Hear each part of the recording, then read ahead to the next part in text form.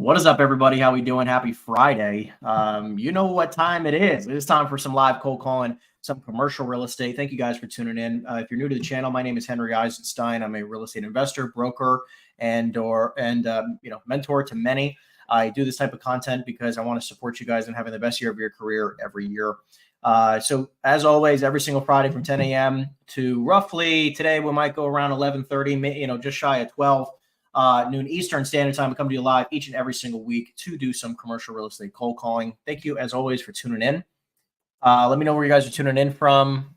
Just always curious where everyone is tuning in from. And let's kick things off. So hold on one second. I'm going to log into the dialer here. I was literally just finishing a call. The second we went live, he hung up. I was like, cool. Not hung up on me, but you get my point. So hold on one second. We're going to rip through this list. And here we go. What's up, Anthony? How we doing? Anthony from SoCal. Let me know where you guys are all tuning in from. All right. We are going to rip through this list. I'm excited. I'm alive. I'm filled with energy. We got Ahmed from NJ. What's going on, my people? All right, I'm logging into the dialer, and we're going to have some fun for today. Here we go. So what's this number here? Using your touchtone phone. All right. You are now logged into the Mojo dialer. Please press the start button on your screen to begin calling. As always, if you guys enjoy the content, if you guys are, regulars, please make sure you guys subscribe, like and subscribe. It means the world. It obviously helps the algorithm as well. We'll try to get to 40 people live today. That would be friggin' awesome. Thank you guys for tuning in. We're going to try to get some awesome leads, awesome conversations for you guys. Let's see what we can make happen. We're dialing warehouses. You guys know me. I like my warehouses. We're dialing in North Jersey. We're going to see what we can pick up today.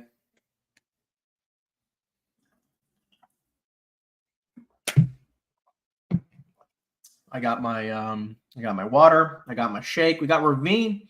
What's up, man? From NYC. Am I still using the Mojo dialer? Of course. Me and Mojo go way back. I won't turn my back.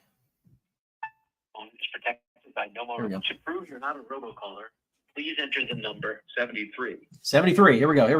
Again, please enter. Thank you. All right. Getting your call now. We made it.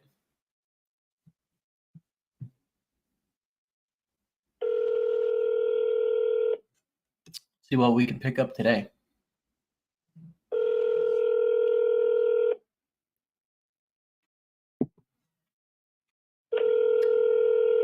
Best shake ever.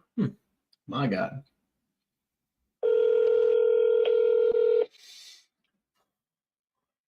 Hello, we are not available now. And a voicemail. Fun.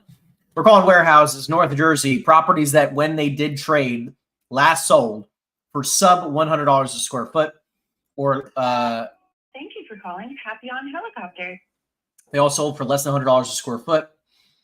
These are one of my favorite types of lists to call. I feel like, not that the pickup ratio is any different, but the quality of the lead, typically when you do get a seller, they are more flexible, typically more open. They bought it. They have a great basis, and we can try to make some money. So anyways, let's see what we can pick up today. Drop your questions in the chat box down below. Hello, you reached 133. Drop your questions in the chat box down below. I'm here, always here for it.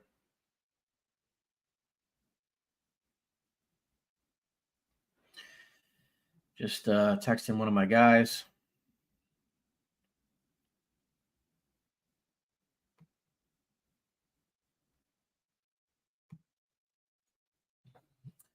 All right.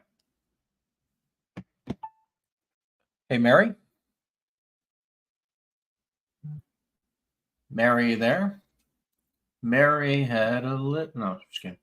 Cole says, I have a property and the zoning allows for apartments to be built, but the current building is first floor retail, second floor vacant restaurant, and third floor vacant retail. Do you know why the owner is referring to as mixed use? Because I'm imagining there was office. National talent competition.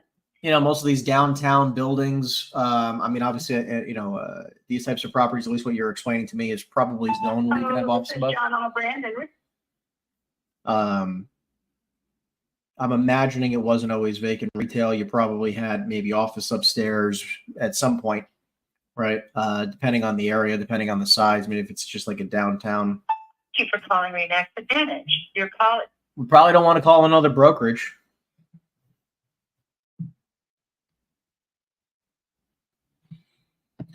Evan says, are you usually asking the seller to pay your fee? Do you have that conversation after they say they're interested in selling?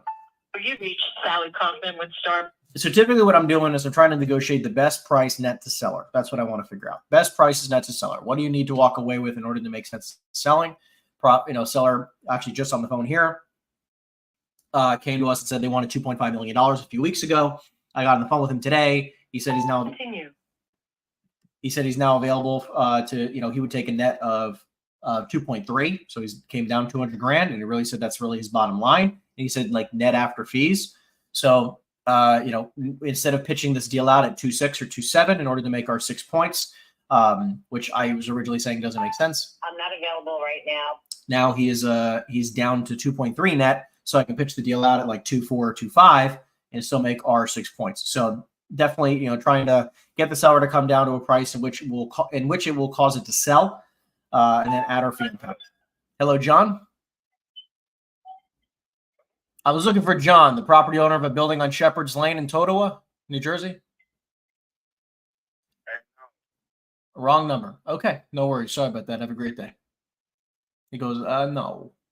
I know. No problem.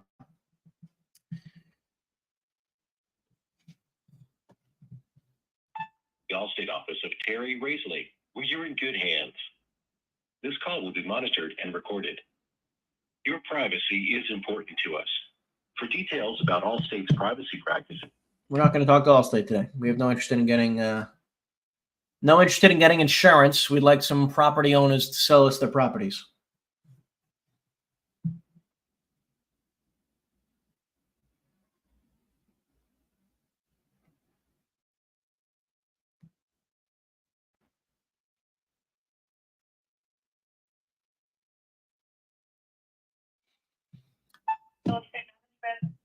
Yeah, I'm sorry. I was looking for John, please. John passed away about 13 years ago. Okay. Wow. I'm a little bit delayed in showing up on me. John's been passed away. How is that possible? They give me, how has his trust not traded over? It's very interesting. Not a problem. John's died 13 years ago. I'm sorry, John. I hope you're watching over today. Green says, hey, Henry, through my marketing, I got a seller with a vacant warehouse in Vegas. What should be your process to find a buyer off market? Yeah, I would call up. Hey, Rich. Hello? Yeah, I was looking for Richard Pirelli, please. Sir, this is the airport's emergency line. Okay, wrong number. No, I do not. Sorry. Airport emergency line? My emergency is that I need to find Richard. Where is he at? Ravine. So what I would do is I would call every single property within a few mile radius that has sold that is similar to your property. Find that buyer, right? That bought the property. Call them up and say, hey, I have a property that's cheaper than the one that you just bought, or around the same price as the one you just bought. Would you be open to buying another property in town? Hello? Yeah, I was looking for Lydia, please. This is not Lydia. This is her daughter. Yeah, hi. Okay, my name is Henry. I was calling about a property Lydia owns on Bird Avenue in Trenton. Would I be able to talk to you about that, or should I speak to her? She doesn't. I mean, that property she's not selling or anything like that. So. Gotcha. So, I mean, the only reason why I was reaching out was because I was kind of stuck with the tax issue. I moved some money for tax purposes before the end of the year. So I was just reaching out to a few local property owners, and obviously her name came up here as owning a property in town. So I don't know if she would, if she would be open to hearing some type of offer on the property. Yeah, no, that's because it's not. Her name is on it, but it's really she owns it. So I mean, like, Got it. She's not selling it. She's not selling it. Okay. Well, I appreciate the time. Yeah. Thanks so much. Thank you. Bye. This property is like a tiny little crap property. Don't want it anyways. No interest. But yeah, Ravine, I would just definitely call up the closest 5, 10, 15 people in that marketplace. Hey, Paul. Hi, I'm a Google virtual assistant recording this call for the person you're trying to reach. Before I try to connect you, can I ask what you're calling about? I need to speak to Paul, please, about a building. Okay, one last thing before I transfer you. Can I ask who I'm speaking to? Henry Eisenstein. Unfortunately, the person you're calling cannot take your call right now. Have a nice day. What is with these things? Like, no matter what I say, I've tried 1,700 different things to say to a Google Assistant. I just feel like they just hang up no matter what. Where it's like a Been forwarded to a voicemail. crappy way of sending people to voicemail. I think I've even said like your mother, right? Like, or whatever, right? Like your friend, your boy, and nobody answers. I feel like I always just get hung up on. These Google Assistants are bullshit.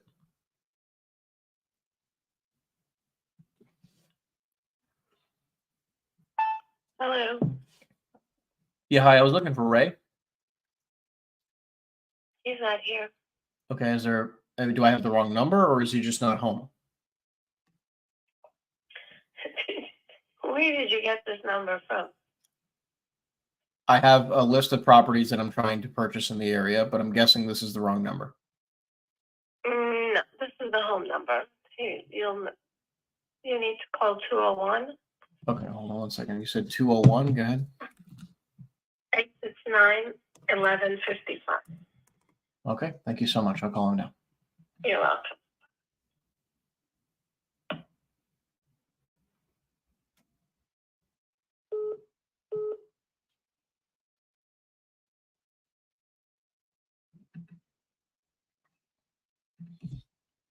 Okay, here we go.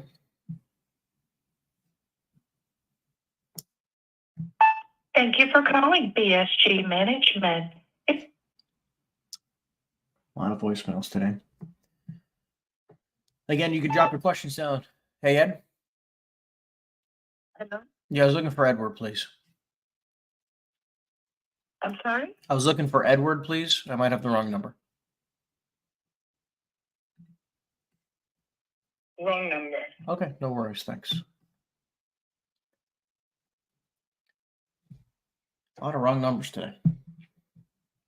It's all right. Part of the game. Let's see what we can get. Make sure you give this a thumbs up if you have yet to do so already. It really does help the algorithm.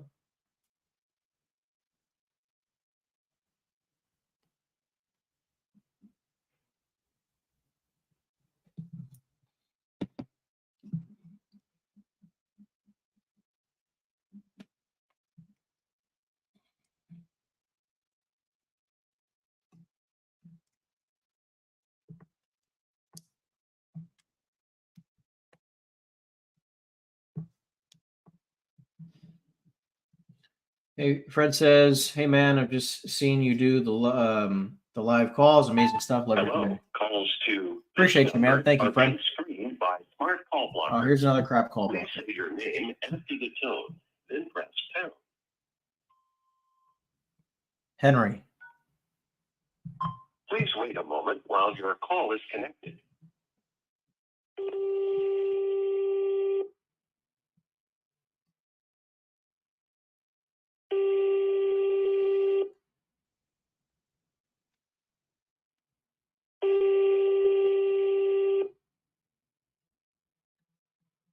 Let's see what happens here.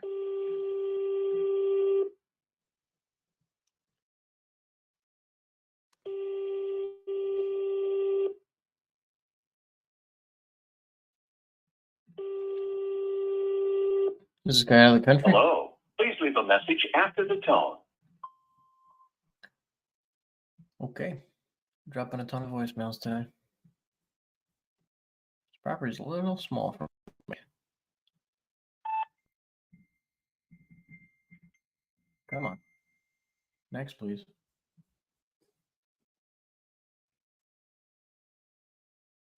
Rain. You have reached Bine Island. Fred is done. He says, I've done 3 wholesale deals in March. Nice, for around $80,000. We love it. Congratulations, man. It's a great month. How would I get into this space and rank up the spreads? Please leave your name and Yeah, so I mean, essentially there's only a few ways to ramp up. The biggest things to focus on are the following. Number 1, bigger properties. Number 2, It's a voicemail. The person you're trying to reach is bigger properties, better buyers. And that's really it. That's the name of the game, right? And then doing it more and building a team around it, right? And building up more, having more sales agents, having more people, right? Having a larger organization. That's it, right?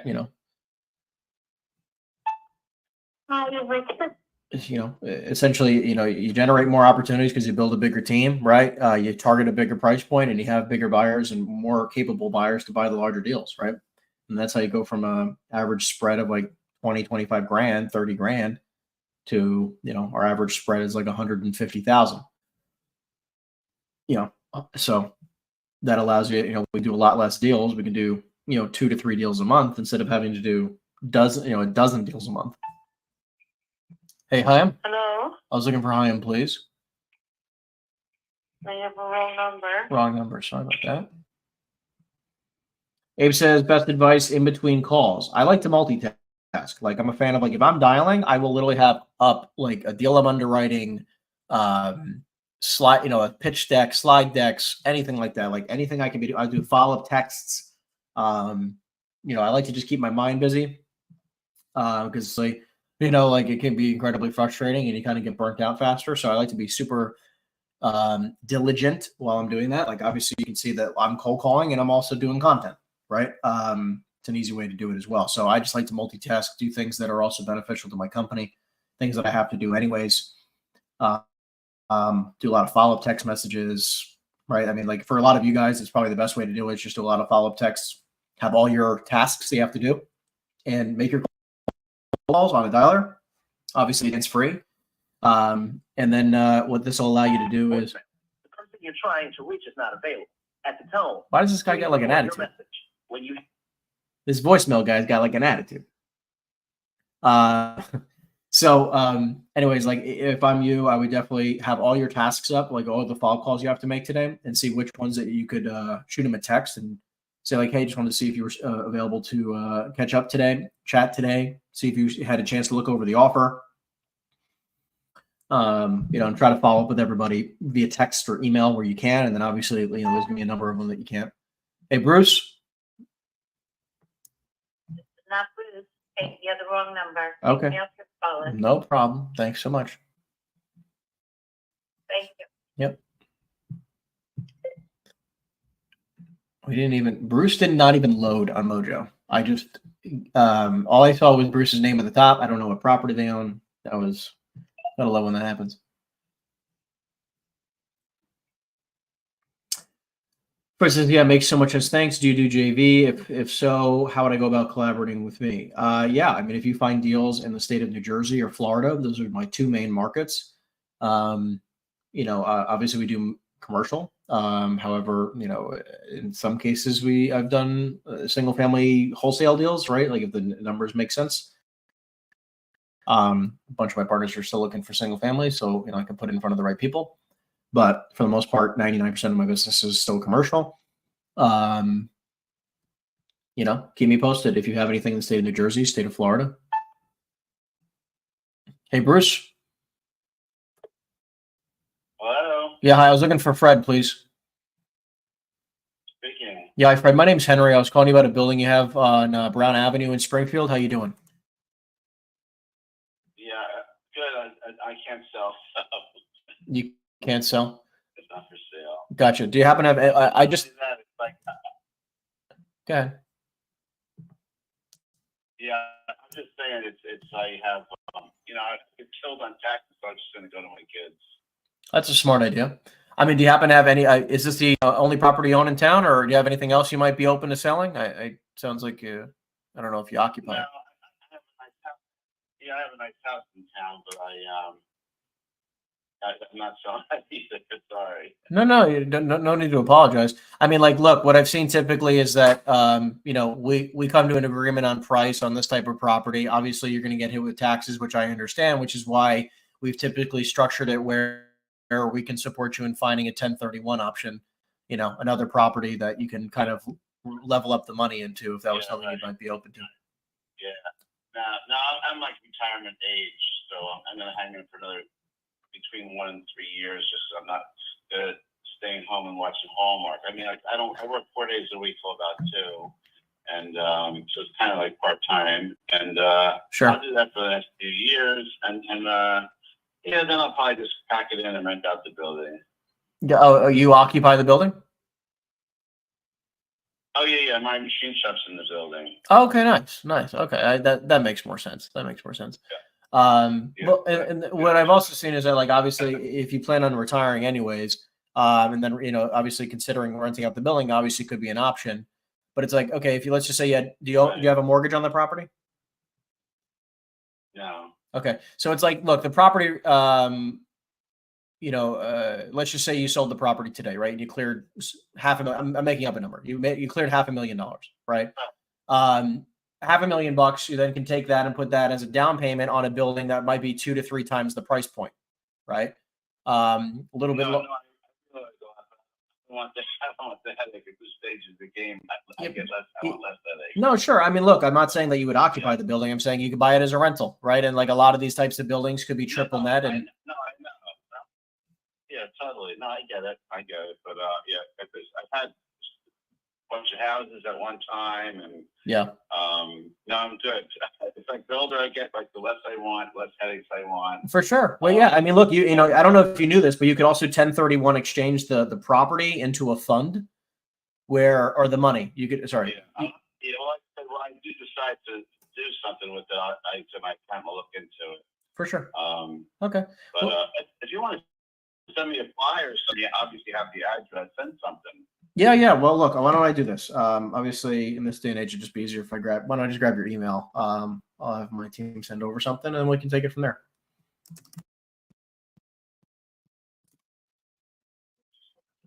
Sure. Yep.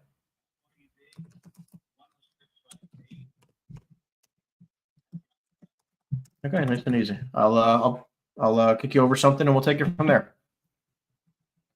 All right. Thanks a lot. Thanks, Fred. Have a good one. Bye. Okay. Bye-bye. Yeah. So keep this one in mind, guys. Like, this is a guy who occupies his building. It's a very annoyingly, it's a small little crap warehouse that he occupies. Okay. This property here, you know, the best case scenario is what I want to find somebody who needs to sell the property or would be open to selling the property for a halfway decent price. And in this scenario, I would if he would have been open to leasing it back, you know, gets a nice price for the property and leases it back. But at the same time, you know, a lot of these types of properties, you have these individuals who are owner occupants and they just don't want to sell it, right? This guy's, you know, been occupying the building for a long time, you know? So anyways, let's see here. So I'm going to throw this into our database. Bing, bada, boom. Hold on. Done. And next. Okay. Yeah. And we'll follow up with him in a little bit, you know, like, you know, maybe in a year or two, he'll have a different decision. Here we go. Henry, I know I'm with EXP, but what do you think about Keller Williams commercial, 80-20 split, $13,000 cap? This is Bruce. What's up, Bruce? My name is Henry. I was calling about a building you have on Belmont in Belleville. How you doing?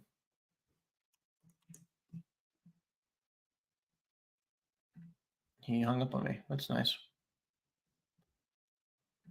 Okay, we'll try him back. Let's see if he answers me. Plus KW commercial is the same as KW, so there's no separate brokerage, and there is an office in town. Hackensack Meridian Health. Conferences, tons of commercial, KW agency, XP versus KW. What do you think? Well, I mean, the fact that I'm with this company probably would give it away that I might be a little biased, but yeah, I've run the numbers that you know, Keller Williams is just trying to do whatever they can to keep. Helrix. Yeah, hi. I was looking for Peter, please. Hello, Helrix. Yeah, I'm sorry. I was looking for Peter, please. Oh, I'll give you a different number to reach him. Sure. Hold on one second. It is 9-7. Sure. Go for it. Mm-hmm. Yep. 1300. Okay, thank you so much. Bye now.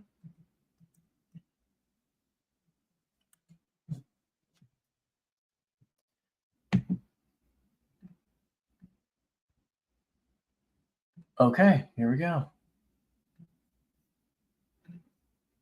Next. So you're just giving me a better phone number. Yeah, I mean, look, I think that people think about it like too hard. We're like, listen, hey Peter.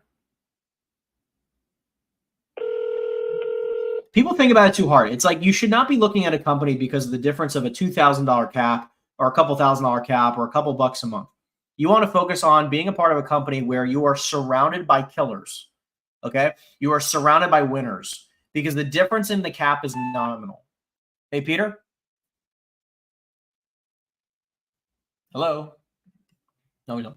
Because the difference in cap is nominal. Could you argue that one is better over the other because of numbers? For sure, 100%. And I'm not even trying to tell you that EXP or Keller Williams is better. That has nothing to do with that.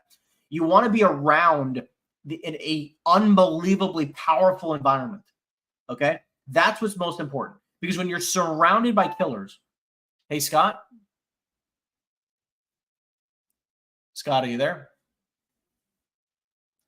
Nobody's home. We might have to log in and log out. I don't know if they're not hearing me or not. But that's what's more important, right? Like you need to be surrounded by people who are playing at the highest levels, no matter what brokerage you're at. I don't care if you go to a 50-50 brokerage, a 25-75 brokerage. I don't care what your split is, okay? But you need to be, hey, Scott? What is happening here? Numbers are weird. Okay. Anyway, so it's like, you understand, you know what I mean? Like it's less about the split and more about the environment you put yourself in, right? Like the reason why I'm at EXP is because I'm around an environment of very high level players, right? That's why.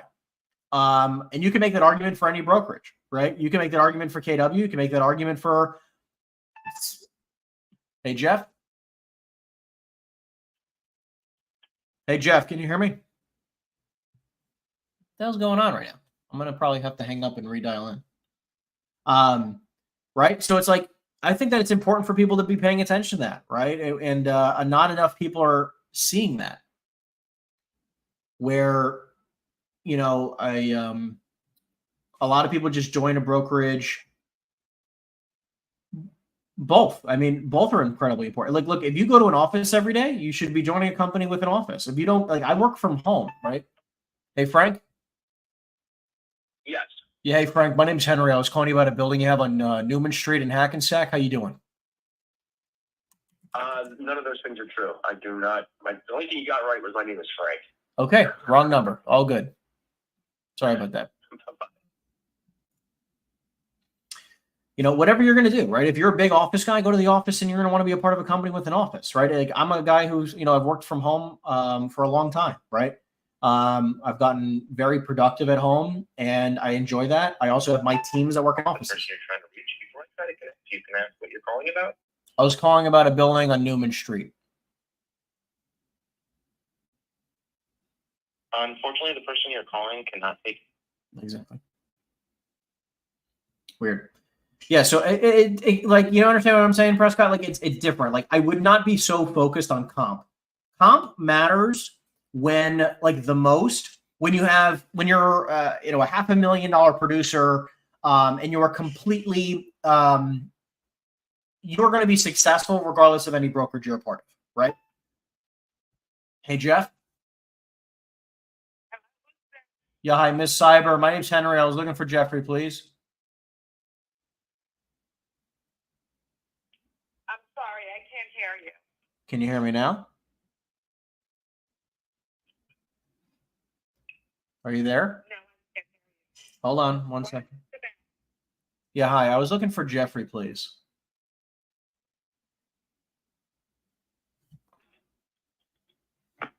She's saying she can't hear me. I would imagine it's probably her. It might be me. I'm not sure. We'll find out after one more session. All right, let's see if we can get one or two more people on the phone, see if it's me. And if I have to redial in, I'll redial in.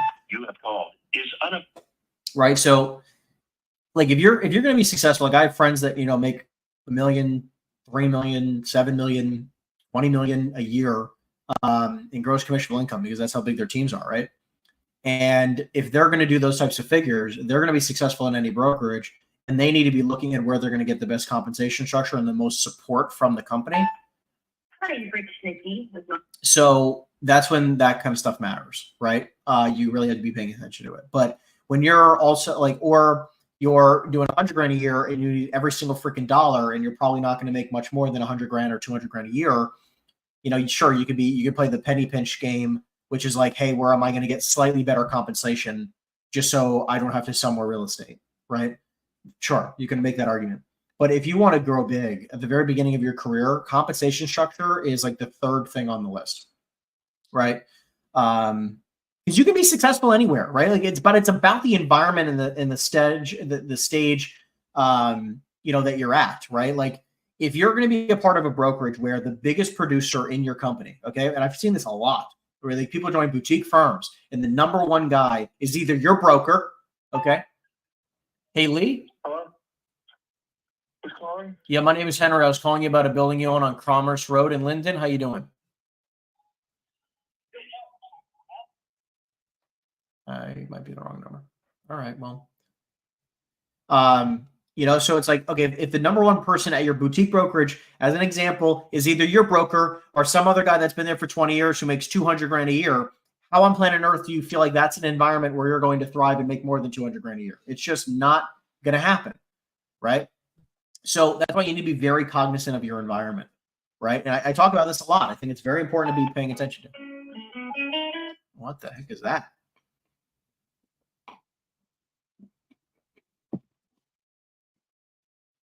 Okay. What system am I using to call from? I exported a lead list from Reonomy into Mojo, mojosales.com, and I'm dialing the list. That's the plan. Hey, Martin? Yeah. Yeah, Martin, I might have the wrong number, but I was looking for the property owner of a building on Sherman Street in Linden. You got it. Okay, awesome. Well, Martin, listen, I'm a local investor in town. I'm going through a 1031 exchange, and I was just curious if you'd be totally against selling the building. And he hung up on me. I'm going to redial this guy. What the heck? I'm calling you back this second, Martin. Nobody hangs up on me and gets away with it.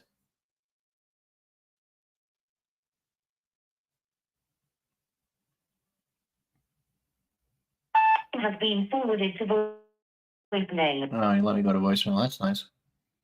All right, next. Do you ever do cold calls or do I ever do cold calls still or only on Fridays? Yeah, no, I cold call. Depends on the day, depends on what's on my agenda. Thank you for calling DND Hope. It depends on what's going on in my life, you know, like my schedule. But yeah, I try to get in a couple sessions a week personally.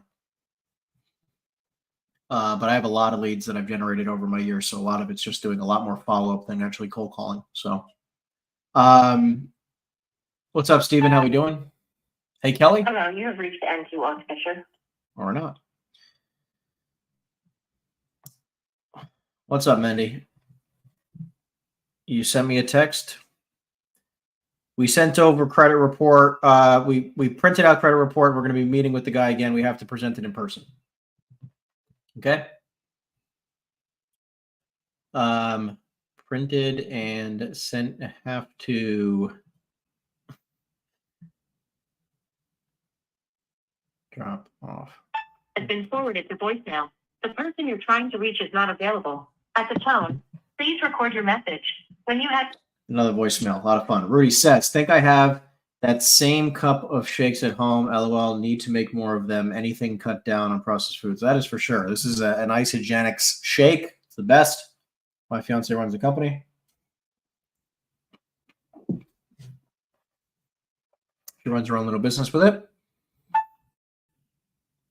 Hello. I was looking for Tiber, please. Excuse me? I was looking for Tiber. Speaking. Who's calling? Yeah, hi, my name is Henry. I run an investment company locally, and I was calling you about the building you have on Tyndall Avenue in Trenton. How you doing? We're not selling. Not selling. Okay. Would you be open to buying another building in town if I want to sell one? No, we're not interested. Not interested. Well, look, I appreciate the transparency. Thanks so much. Have a great day.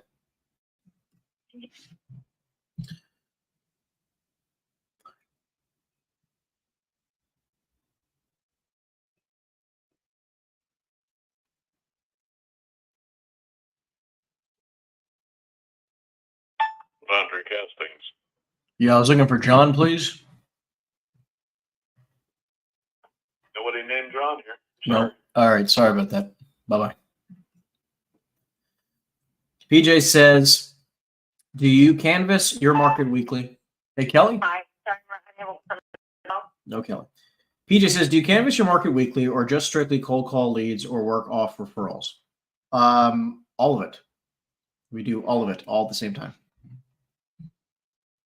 You have reached Pollock Flavor After Hours. To place an order, please leave a clear message with your name, your company name, and items you would like to order.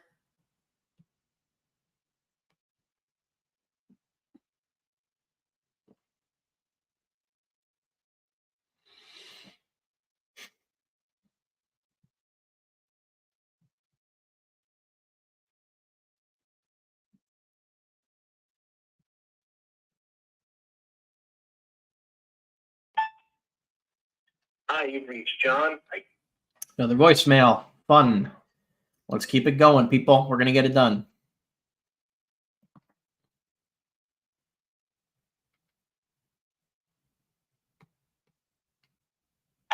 Calls to this number are being screened by Smart Call Blocker. Here we go. Please say your name after the tone, then press pound.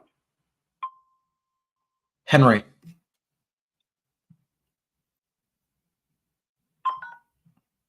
Hello, calls to this number What the are hell being is- screened by Smart I Call don't Blocker. have the patience sometimes for this, especially on live streams. I'm just like, all right, give me somebody on the phone. Let's have a conversation. Caleb says, yeah, PJ, we do all of it, right? My team does 100,000 cold calls a month. I work off referral. We call our databases. We do email blasts. I call, 774. I call my database. I call my, sphere of influence. I do social media. We do paid ads. We do it all. Hello, Yoko. Again. Okay. Nobody's home. So yeah, we do it all. Caleb says, hey, Henry, I just started working at a commercial brokerage 3 weeks ago. I'm 24. What's the best piece of advice for someone brand new in the industry? Hello, Yoko. Message for 2. No. Best piece of advice. Get this done.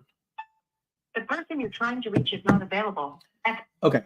So, best piece of advice, just starting out in the industry. Hi, I'm sorry, That is like the most amount of answers in like the last 10 seconds.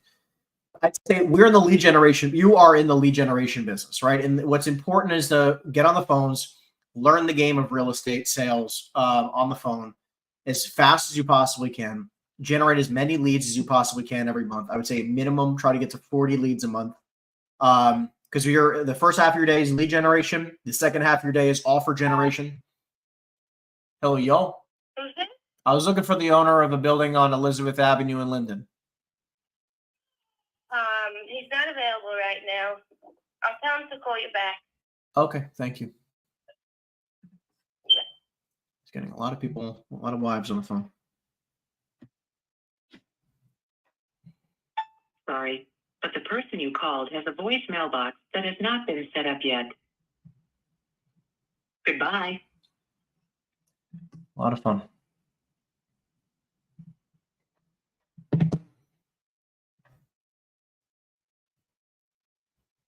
A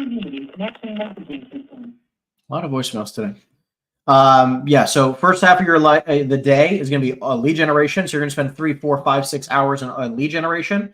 And the second half of your day, another 3, 4, 5, 6, 7, 8 hours, whatever it is offer generation, right? And you're going to be spending both time on both sides every single day. So you generate leads and then you sell the leads. You generate the leads and then you sell the leads all day, every day, right? And keep in mind that in this economy, for the foreseeable future, you're going to spend probably 80 to 100 hours a week on the phones, generating leads and trying to sell them. Period. End of story. Right?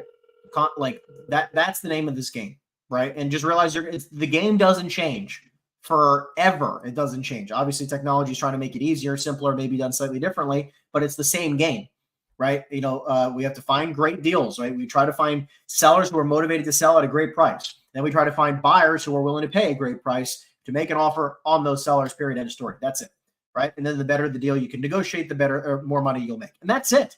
Right. And just realize for the next 3 to 5 years, that's all you're going to do. You're working 80 hours a week to not make a lot of money. And it's all you're going to work. Like you're going to Detective devices. You're in a season of your life at the very, very beginning of your career. We're going to spend a crazy amount of time overworked and underpaid. Okay. And then slowly you're going to get into the point where in a few, call it, a few short years, it's slowly going to start changing to the other side where you're going to be adequately worked and adequately paid. Okay. But it starts with overworked and underpaid. Then it goes to adequately worked and adequately paid. And then eventually it's underworked and overpaid. And you slowly work that way up. Right. So it's like, I still feel like I'm adequately worked to adequately paid. Right. I'm still working 80, 100 hours a week. Right. So, again, like you just have to realize what season in your life you are. And depending on where you want to go in your life and what your goals look like, that's how it's going to be for a while. So anyways, hope that supports you, Caleb. Okay, next it says here, how do you underwrite land zoned for commercial retail? The land doesn't have final approvals, site plan approvals yet. Okay. Whose office? Yeah, I was looking for Harold, please. Who's calling? My name is Henry. I was calling him about a building he owns in Scotch Plains. From where? From where? I run an investment company locally. Hold on a minute.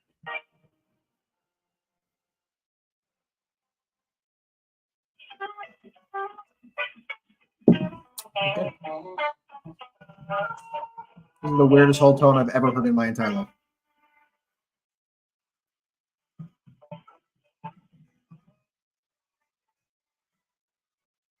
And it's like the weirdest whole tone. Weird and loud. It's the worst combination. How do you underwrite it? Yes. Hello? Yeah. This is Dr. Chumley's office. How can I help you? Yeah, hi. So I was calling Harold about a personal matter, but I guess the last time I spoke to him was on this line, so that's why I wanted to call him back. Okay, he's in the operating room right now. Okay, well, that's obviously way more important, for sure. So why don't I do this? Is there a better number or maybe an email I can reach him? Well, we normally don't give those out. I can take your number and have him call you. Yeah, that's fine. Yeah, I mean, again, like this is not urgent. I just figured I'd give him a call back. Okay, and what's your number? No, the office line is 908-216. 216? Yep, 6532. Okay, and your first name is? Henry. Henry. That's your first name? That is my first name. Correct. Okay, and the last name? Eisenstein. And you're from MetLife? No, I'm not from MetLife. No. I was calling him about a personal matter about a property he owns. Okay. Okay. All right. Thank you. I'll put this on his phone. Perfect. Thank you so Okay. much. Thank you. All right. You're welcome. Bye-bye. Bye-bye. The guys in the operating room. Can you tell them to stop operating? I've got a property I'd like to buy for a fantastic price. He's got to stop what he's doing right now. Way more important. Yeah. So how do you underwrite land that's zoned for commercial retail? Number one, the land is, again, it's all worth based off of. Hey, Ken. Yeah. Yeah, hi, Ken. My name's Henry. I was calling you about a building you have on Minnesink Road in Totowa. How you doing? Good. Great. So I was giving you a call today because I run an investment company locally, and I was just curious if you'd be totally against selling the building. If what now? I was curious if you'd be open to selling the building. Which building? 383. The what? The one you have on Minnesink Road in Totowa? You must have the wrong number. Okay. What state's that in? Jersey. I guess I have the wrong number. No. Okay. Right. Bye-bye. Weird. He was like, oh, yeah. Like, what do you... Anyways. That's right, John. Stop the operations. Way more important things have to be done. Real estate must be sold. Anyways. Yeah, so what I would say is in regards to the land, I mean, right now it honestly doesn't have a lot of value. That land, and obviously it's very hard to find the intrinsic value of a piece of land when, like, you know, there's zero approvals, no nothing. What you can try to do is you can say, like, hey, you know, I will pay X price per square foot of what can be approved. Hello, Dan. Again. Oh, press any key to continue. Great. So in your market, obviously you'll come up with a price per square foot that you can make sense of. You'll say, like, I'll pay $25 a square foot per square foot that can be approved. So, and then you have a major contingency until approvals are done. Once approvals are done, you'll pay X price per square foot. So you can definitely work on that. Marty says, you sound mad. Is that on purpose? Definitely not mad. I'm having a lot of fun today. I'm from Jersey, so we talk directly, but it doesn't, and definitely not mad. Hey, Joe. Joey there? No Joe. All right. We're going to keep going. Prescott says, appreciate the feedback. Do you recommend CCIM certified? I don't think CCIM matters at all, to be honest with you. I think it's a BS thing, just in my personal opinion. I don't think anyone cares that you're CCIM certified.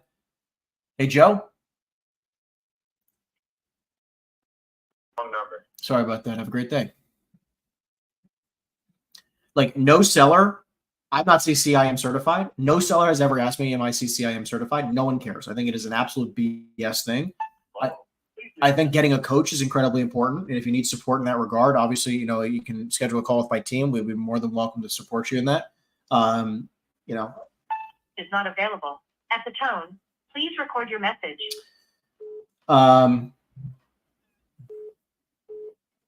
Getting a lot of callbacks. We like it. Okay, Abe says, what do I do to keep myself patient? I just love what I do. Right? Like, I've been doing this for 10 years. I plan on doing it for another 40. I love the game. And, you know, the game has not changed. I just enjoy playing the game, right? It's like, I think that, you know, also, like, there's no reason to get upset or frustrated. Hello? Yeah. Yeah, I was looking for the property owner of a building on 6th Street in Ewing. You're calling the wrong number. Okay, no worries. Sorry about that. Have a great day. We've got 51 numbers today and absolutely garbage results. We're going to keep on dialing and see if we can get anything else. I'm actually going to pause the dialer, hit stop. I'm going to flip the list because, like, we've done enough garbage today. So then I'm going to flip the list a little bit and see what we can make happen here. Okay, we're going to flip the list. Here we go.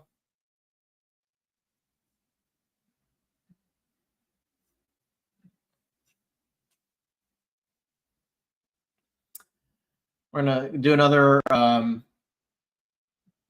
still warehouses. Here we go. Okay. Anyways, I hope that supports you with the patient stuff. I just think that it's a long game, right? Thank you for calling Kyle. Marty says more for your own education. Okay, thanks, Marty. Appreciate that. Yeah, I mean, look, I've been doing this for 10 years nonstop. I think I've been doing it, you know, I have never gotten that feedback before, but I appreciate the feedback. Yeah, and it is absolutely, I'd say that part of it's a numbers game, and then part of it, The person you're trying to reach is not. part of it is also, it's a skill game, right? Like, it's also a skill game, right? So, like, you know, yes, of course, you should be making a lot of freaking phone calls, right? Making 10 calls a day is not going to get you anywhere. WP property. But it's also a skill game. I think it's very important to pay attention to, like, it's not just about making 800 calls a day. If you're getting no results, it's a skill. Like, you also have to understand it's a skill game, right? And you need to improve your skills always and forever, right? I'm always constantly trying to improve my skill sets. I'm doing a lot of, you know, work on that. A lot of energy and effort goes into improving the skill sets nonstop. So let's see what we got here. Oh my God, my banner's not even up. What is going on? Dropping the ball. Extension 106 is unavailable. Please leave your message. Dropping the ball. How dare I?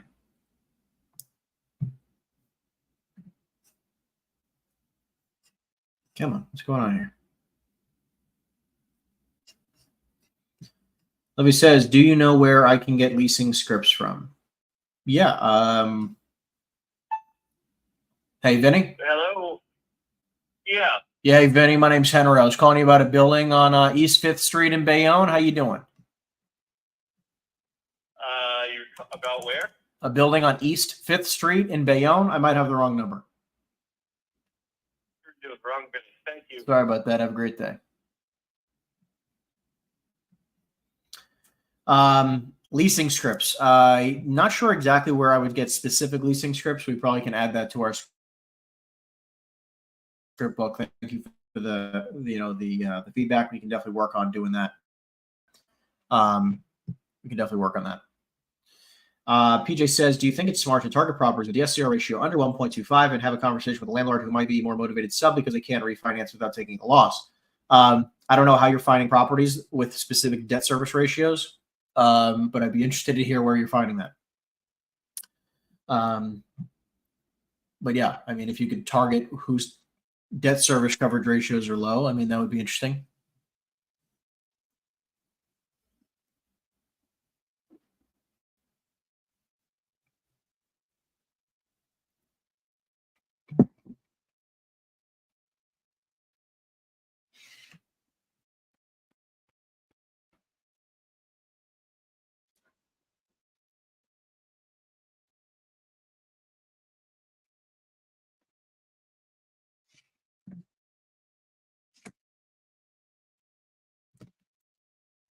You have reached. A lot of voicemails today.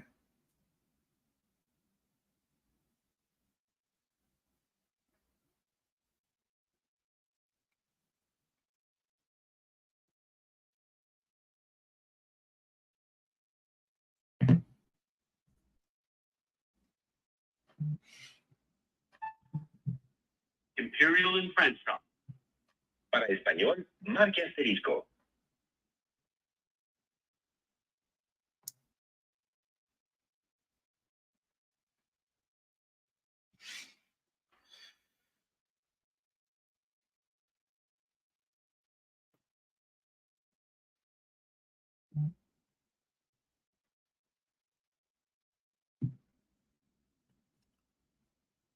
We're going to keep on rocking.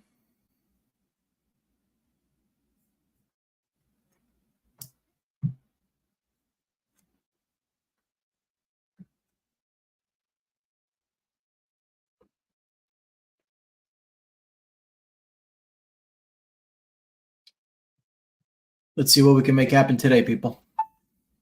Hey, John.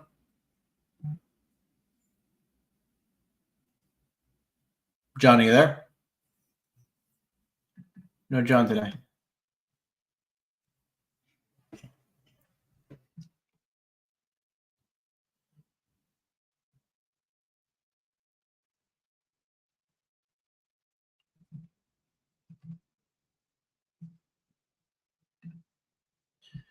All right. We can also make some follow-up calls today.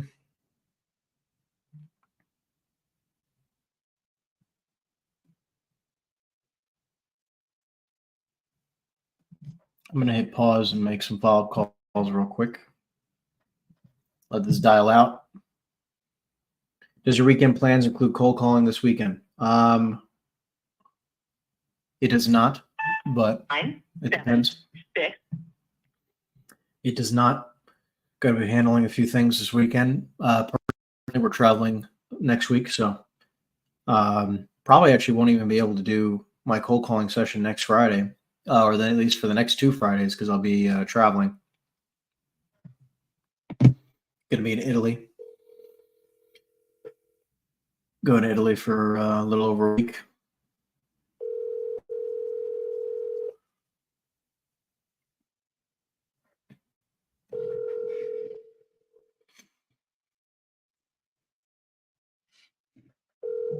Trying to get some of these people on the phone.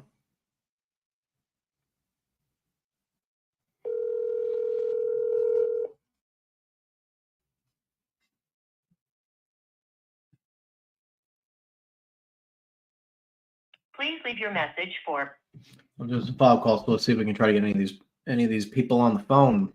That's what it's all about.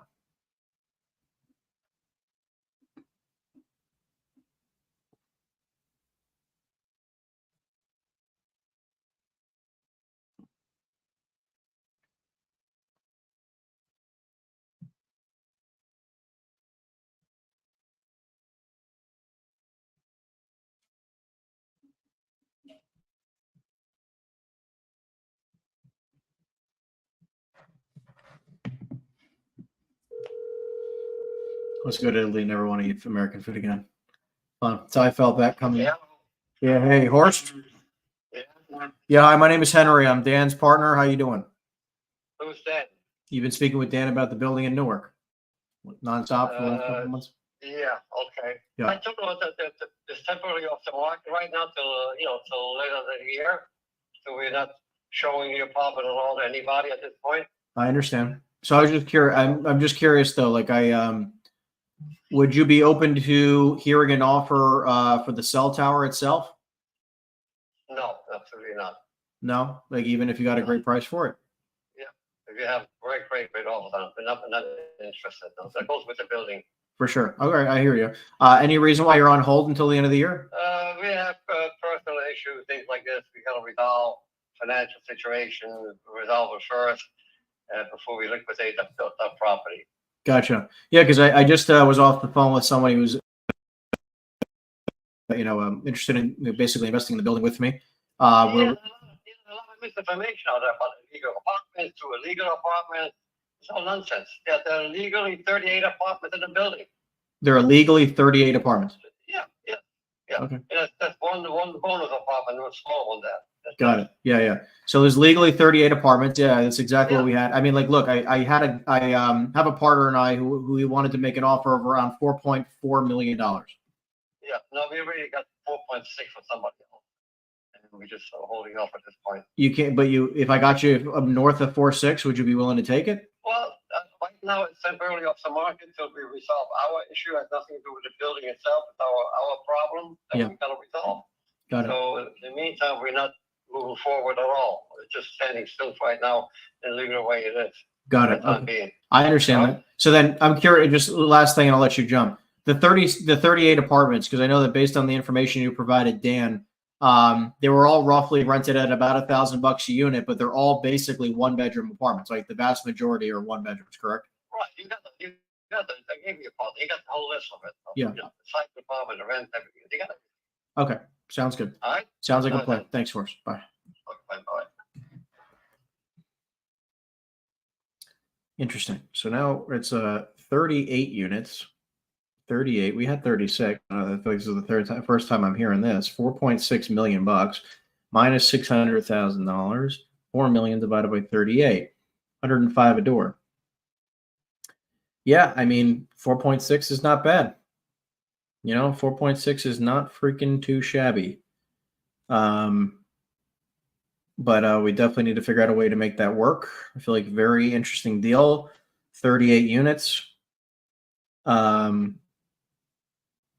going to try to do some homework here and we can try to figure out if we can get this deal done. I mean, obviously he's not going to be able to do anything until apparently the end of the year, but maybe we can offer him something with a contingency, but we'll see.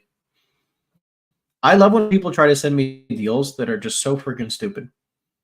This guy sends me an email. So like, listen, like if you guys have deals and you guys want some support, I will absolutely make offers on properties anywhere in the country. If the deal makes sense, right? We're looking for larger product nationally, industrial, multifamily, self-storage facilities, larger retail centers, value add product, nothing brand new construction. And then we have people who put out stuff like this, 260 units in an area in here in Florida. And they want like 350,000 a unit. Looks like brand new construction. They want a nearly $100 million price point, nearly 100 million bucks. And they want an all cash offer. They want an all cash offer. Makes absolutely, it's just like people are just so stupid. All right, here we go. We're taking another phone call. Okay, I'm ready when you are. All right. So real quick, I just forwarded you info on the mobile home park. I don't need more info. Okay. All right. Okay. What's good? Yep. Hey, Simon, you there? I'm here. Oh, it's my partner Henry on the line with us now. Hey, Elvin, how you doing? Doing great, Simon. How you doing? Pretty good. Wonderful. I just wanted to connect all with to go over the mobile home. I know you've been reviewing it a little bit, Simon. You said you would be at 6.75, I believe, is what you said last. Yeah. Yeah. So great to meet you, Simon. So I'll keep it short and sweet for you. The seller's in this very strange position. Okay, unlike I've seen in a lot of circumstances in the past, the guy's 90 years old, and instead of just wanting to cash out and make it easy for his kids, what he prefers is that someone basically comes in, offers him his price, but in exchange for his price, he's willing to hold a mortgage and prefers to hold a mortgage for the foreseeable future. He claims he wants to hold a mortgage for 20 plus years. Okay. Why did you want to do that? Just wondering.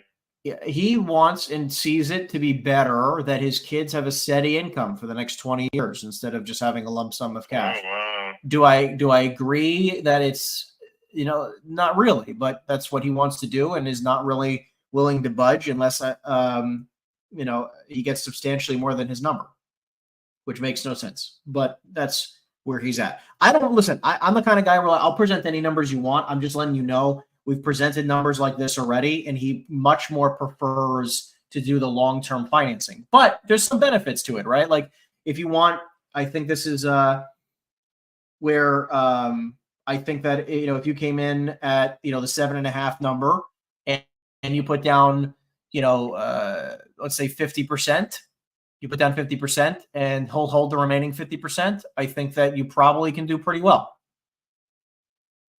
What do you mean by that? I think you'd have better returns if you did, instead of an all cash purchase, you could, he'll hold it for 20 years. Right. And obviously, based on what he wants. What you're saying, I'm not getting it. What are you not understanding? Why do you think I can do well putting down 50% and paying $750,000 more than it's worth?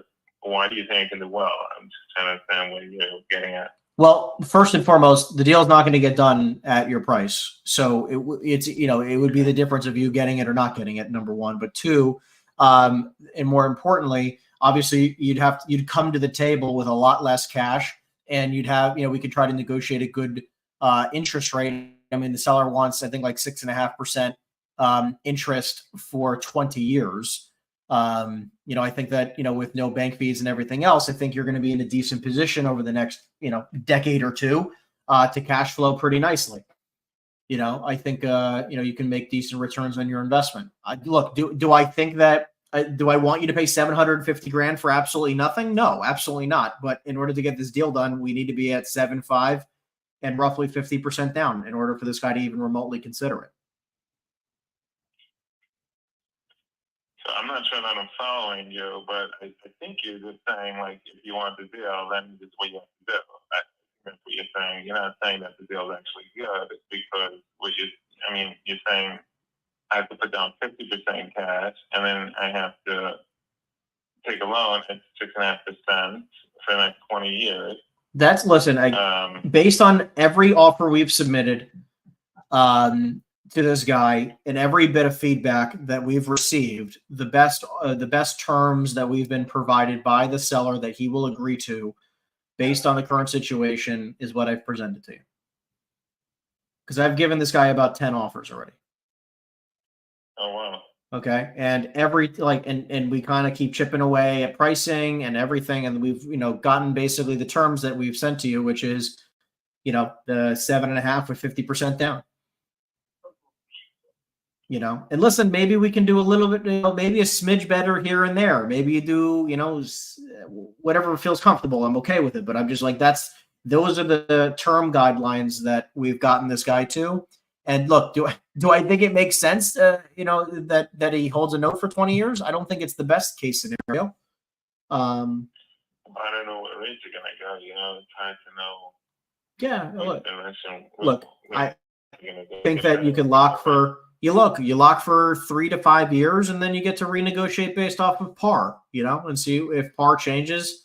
You're locked on the upside, but you're of rates. But on the downside, you can maybe par moves with rates. If rates come down to 5, then the par changes for a year.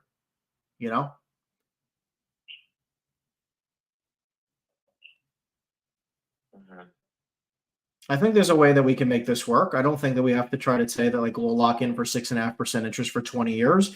We'll say, hey, we'll lock in for 3, and then it goes based off of par with a cap of 6.5.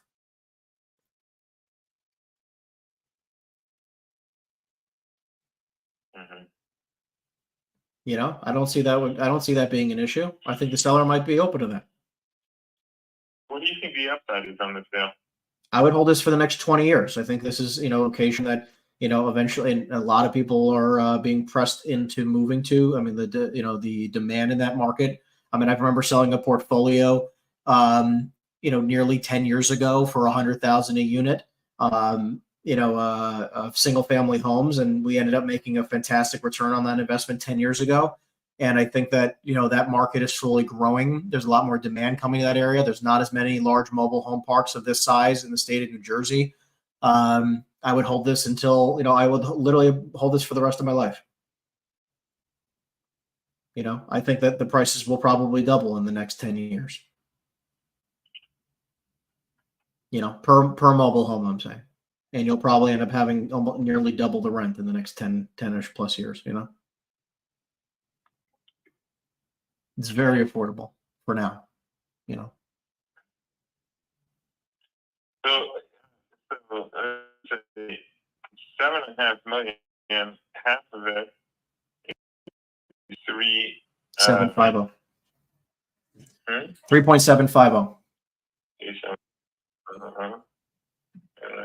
6.5%.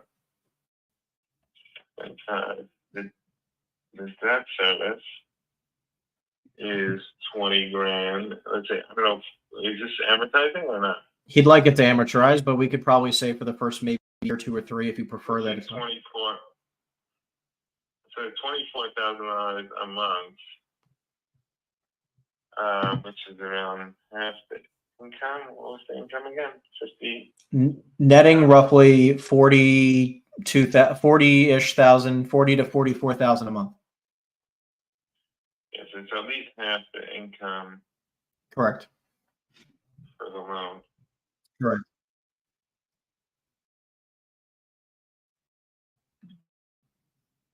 And then you had $3.5 million on the table. So I don't think the numbers add up over here. What doesn't add up for you? The fact that you're netting 20,000. You can't make a return. You can't make a return on your money. I mean, 3.5%. You want to make a couple of dollars, right? How much money do you need to make on your money? Tell me. Listen, you have expenses of $200,000 over here, right? So you have, aside from the net operating income is about a little over $500,000. The NOI, the gross income is about 24,000 times 12. Yeah, just like 288. Yeah, so you're left with like $200,000. So let's say your cash flow is $200,000, best case scenario, and then you have $3.5 million. What? 3.75. Yeah, you're making 5. You have a 5% cash on cash day one, and you can increase all the rents across the board. It's only at 5.25. Market 700. Obviously, I wouldn't just jack them up $200 each, but I would definitely start raising them, as slowly but surely over time. If you can get a $200 rent bump over the next 3 years, 4 years, 5 years, $200 times 100, and if you bring in the other pads, by the way, the 129, that's an extra 25 grand a month. 25 grand a month times 12, you're adding another 309,000 in cash flow. The debt service hasn't changed. You've only increased your NOI by an additional 300 grand. Now you're making $500,000 a year into your $3.75 million. In 5 years, you're at a 13% cash on cash.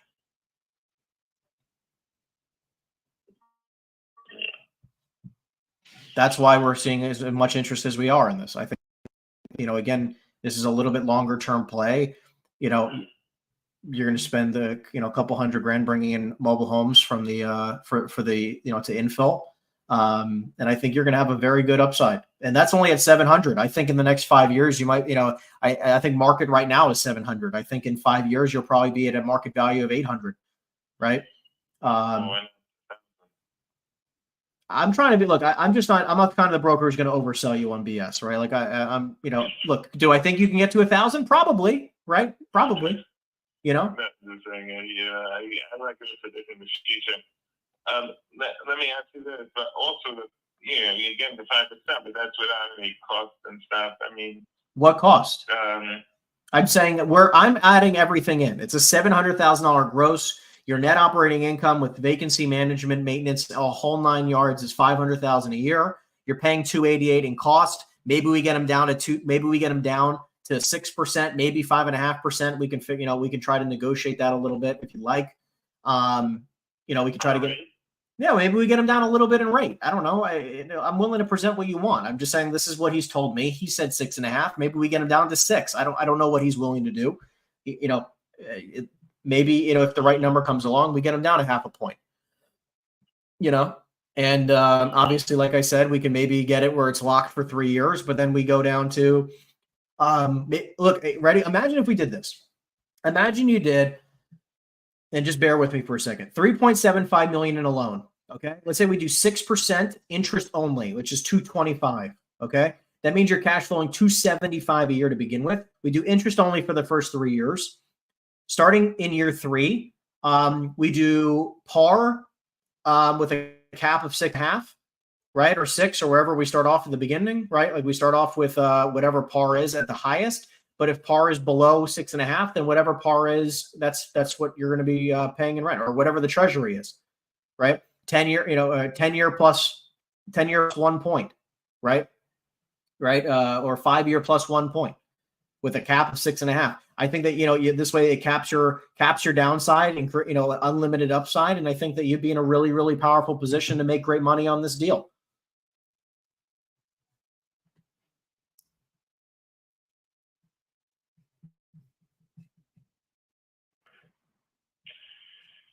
Again, your NOI was how much? 500. NOI was 500.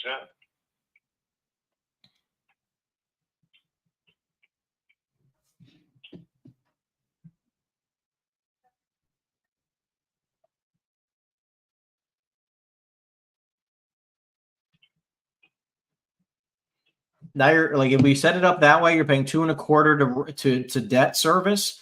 You're netting 275, and into 3,750 is a 7.3% cash on cash day one, right?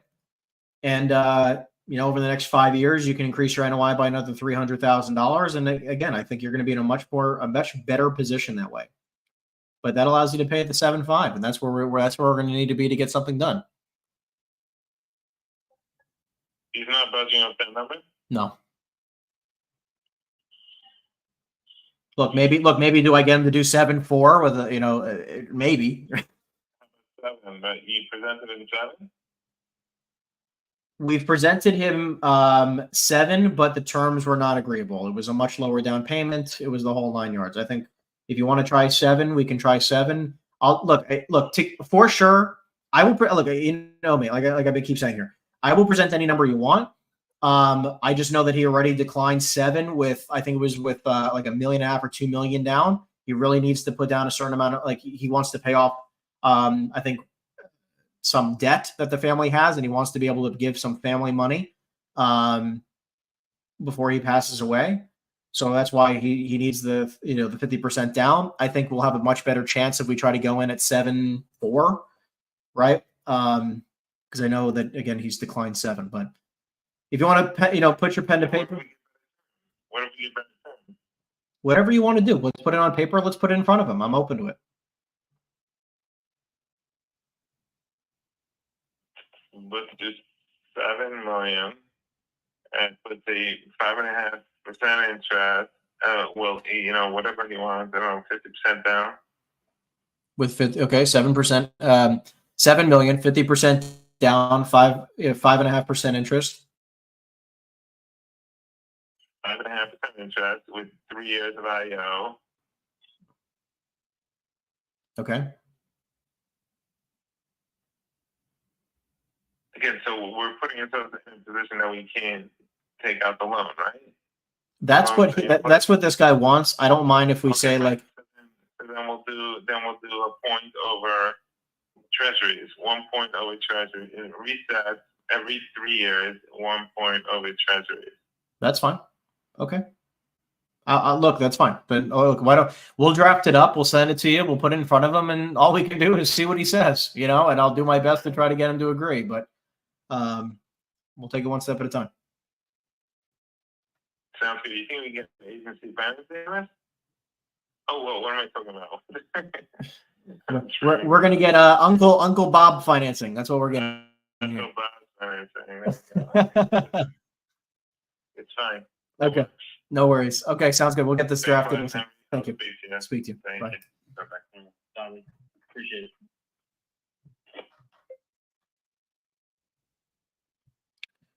All right, we'll see what happens here. Anyways, that we'll see what happens. That's how we negotiate. We got him up a couple $100,000.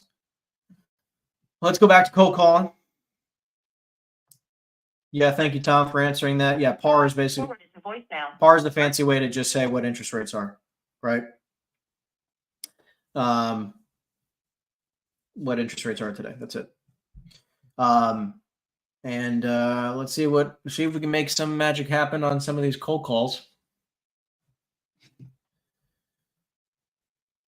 Haven't been super lucky so far. And we got a fax machine. We like fax machines.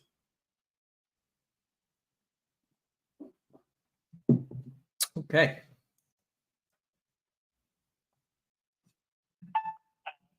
On the do not call list. Please leave a message, name and number. Thank you so much. Her voicemail literally says I'm on the do not call list. Like, that is just ridiculous. It's kind of fun.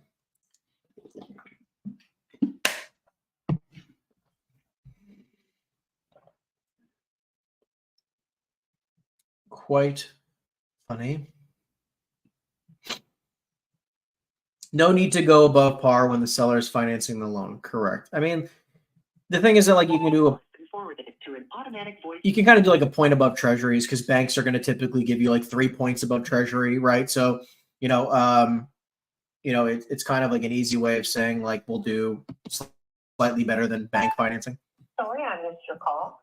Please leave Right. a message. Right now, like bank financing is typically, anywhere between 1.8 or 180 bips or 180 basis points above treasury, all the way up to 300 basis points above treasury, even sometimes more than that. I've even seen like 300, construction loans or certain types of loans, like office financing might be 350 basis points above treasury right now. So when you say 1 point above treasuries is actually a very good, Put it to an automated voice messaging system. Yeah, bank financing is typically between 180 basis points to 400 basis points above treasury. But yeah, depending on the loan, depending on the debt service coverage ratios, depending on the type of property, hold on, depending on the the borrower. For the front desk, please dial 1. We're just a bunch of garbage today. Bunch of garbage. A bunch of garbage today. Well, listen, so I was talking with my team. We got one last, we have a special going on for the last AMA, only for today. Only for today, and I normally never do this, but we're giving away. Press any key to continue. I'm not even in it. But we're giving away a super interesting opportunity today, okay? Which is 101 calls with me. So it's 5 101 calls with me, set up 30, somewhere between, they're about 30 minutes each. And I got logged out of Motor Dialer. Don't you love that? 30 minutes each. 5 one-on-one calls with me. Right now we're doing it for $2,000. Typically we do 10 calls for 10K. We do 5 calls for 5K. So anyways, it would be, 5 calls for 2K today. If you're interested in more support, more coaching, obviously we have our Millionaires Club program, which is an $8,000 annual program for 3 hours a week, every single week. So it's 156 hours of training plus hundreds of hours of pre-recorded content and trainings that we've already done that are all included in that. So we do 8K for 12 months. Right now, actually what you can do is we'll offer it right now for the month of May for 5K. 5K right now for today. 5K, it includes 5 one-on-one calls. So it's 5K for 12 months, including the 5 one-on-one calls, which we normally never do. Well, that's all included in the price for 5K for 12 months. And actually, you know what we'll do today? I'll do it 5K, 24 months for the right people. So you do 5K, 24 months of coaching, 5 one-on-one calls with me. Literally the best deal we've done year to date. Best offer that we've had. So you get 24 months of coaching. So it's basically $2,500 a year. I mean, it's a freaking steal. 5K for 24 months, 5 one-on-one calls with me. And you get 3 hours of access each and every single week. And top tier results. This is, if you're looking to up level your game, if you're looking to be around an awesome community of people who are looking to take their life and their business to the next level, this is an opportunity right now to really start doubling down, tripling down on your life. I mean, it's a huge opportunity right now. Trevor's here saying, make sure you enter in the giveaway. Mine went great. He's been a part of it for quite some time now, having great results. Appreciate that, Trevor. Anyways, if you guys want to be a part of it, obviously reach out. You can schedule a call in the description down below. We're at 11:22. I'm going to make some more follow-up calls and see if we can get anybody else on the phone today. That would be great. Actually, this guy just called me, so I'll give this guy a call back. This is a guy I wanted to talk to anyways today.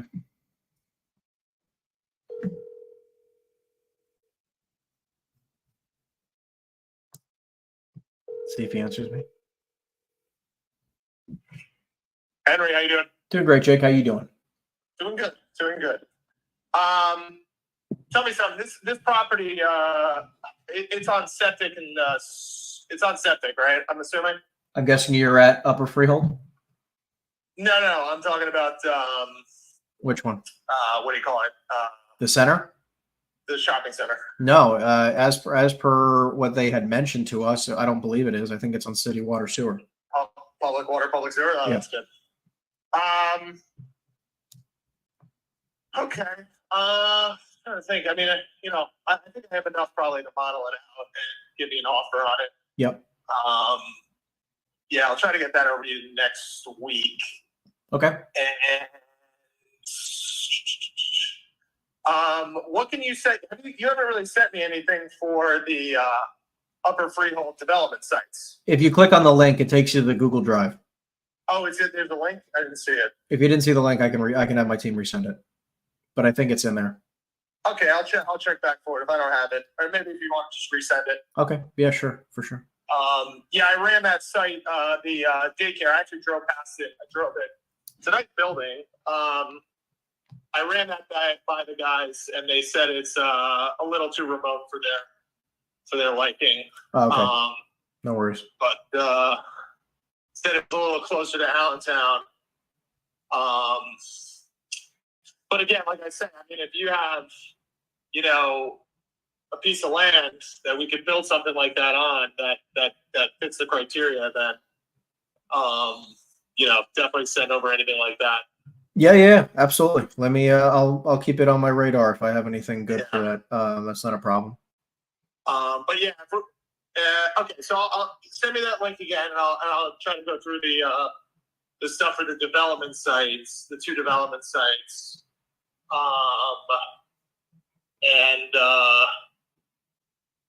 And yeah, I want to get into that next week with my partner. Okay. Yeah, no worries. Okay. Yeah. All right, cool. Sounds like a plan. All right. Thanks, Dave. Bye. Okay, that was one. Let's keep it going. See if I can get No, the wrong person here.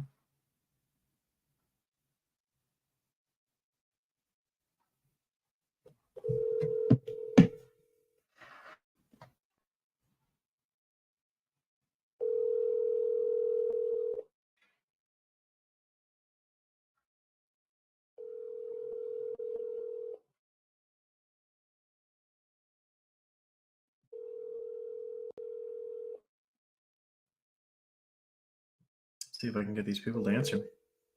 Just voicemail city. Your call has been forwarded to an automated voice. And these are people that I talk to all the time. So, like, no need to leave them voicemails if they're on your speed dial.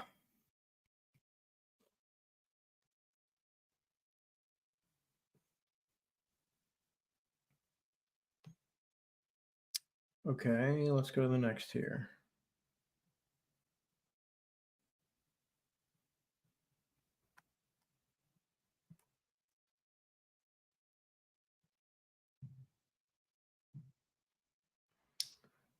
Let's see here.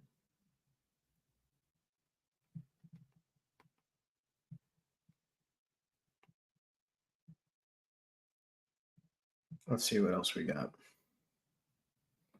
Actually, I know exactly who I need to call right now. Let's get this guy on the freaking phone. He owes me some information.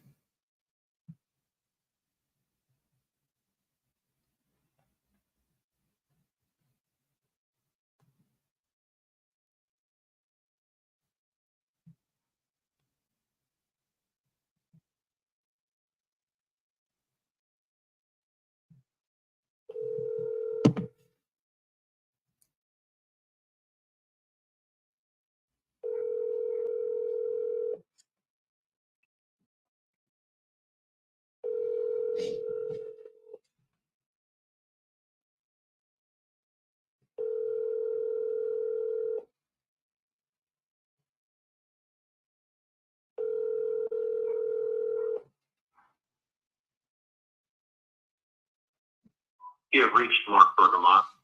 All right, well, guess he's not giving me my information today.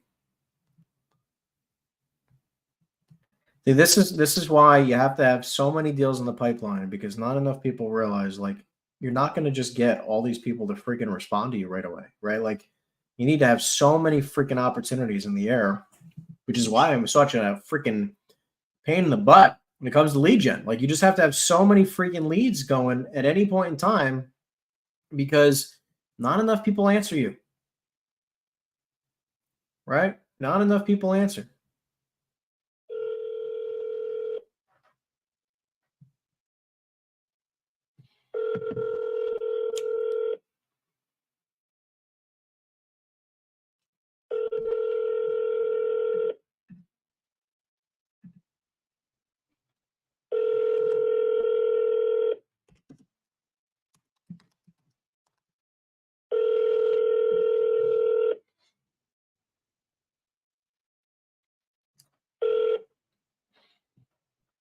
The Google subscriber you have called.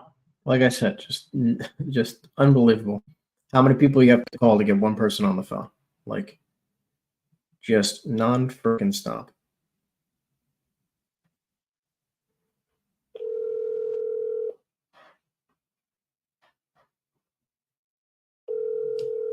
But this is what we do all day long. We try to find some good people.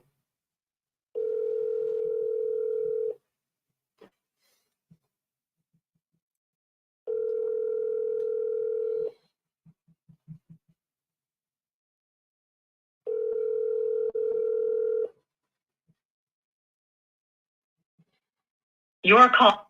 It's another one. We're just going to keep ripping through until somebody answers us, right?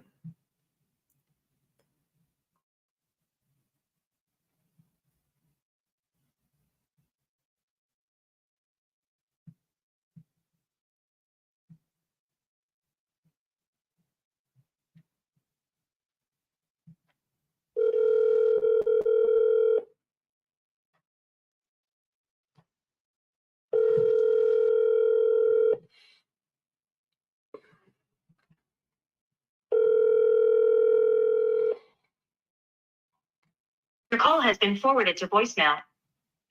Keep going. I'm down. I'm never going to stop here. Do this every day. You only get through to so many.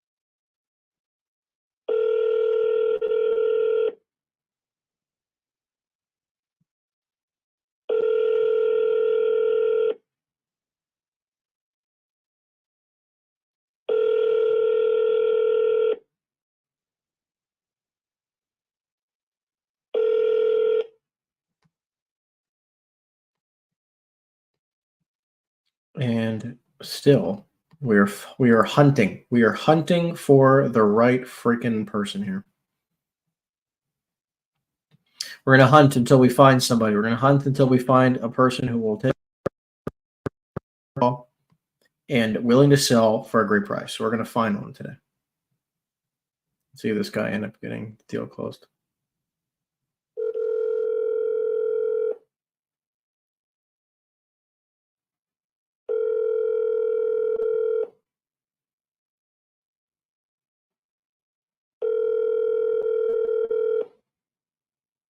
Your call has been forwarded to voicemail. Is today a holiday that I don't know about? Is today like some type of crazy new day that I don't know about? I can do this all day. Hello. Yeah, hey, Frank? Hello. Yeah, Frank, can you hear me? I can hear you. Okay, there we go. Frank, it's Henry Eisenstein. We spoke about 6 months ago about the building you have in Long Branch. How you doing? I'm okay. Great. Just wanted to follow up with you. My partner and I are going through another 1031 on a property, and figured I'd give you a ring and see if you're open to hearing some crazy number to see if we can do something together. No, not interested. Thank you. I mean, even if you got like $8.5, $9 million bucks. Which property are we talking about? The 46 unit deal. The one on Ocean Avenue. No, absolutely not. Do you have another property you might be open to selling? It sounds like maybe that one might not be ideal, No, but we're buyers. We're not sellers. gotcha. We're not selling. We're not selling anything. Okay, what do you look to buy? Same type of properties in the same area. So, Anywhere a mile around from our office, 2 miles. Long Branch, West Long Branch, Oceanport. gotcha. How many units is like the smallest, and what's the biggest? 20 the smallest, the biggest, say 120. Got it. 20 to 120 in and around the Long Branch area. You got it. Okay, I'll keep you posted if I see anything. You got it. Right. Bye. Okay. We'll continue. We will continue. I said I'm going to find somebody, so let's see if we can find somebody today.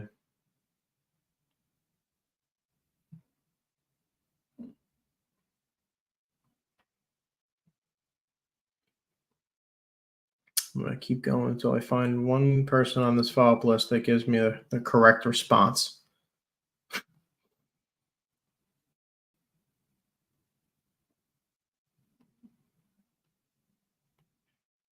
Let's see here. I think I have some good people here. Find that's difficult to get people on the phones between 11:30 and 1:30. Most are out to lunch or at meetings. Yeah, I mean, look, we call it set. I think my team will literally call any time. 8 a.m. to 8 p.m. every day. So it's not.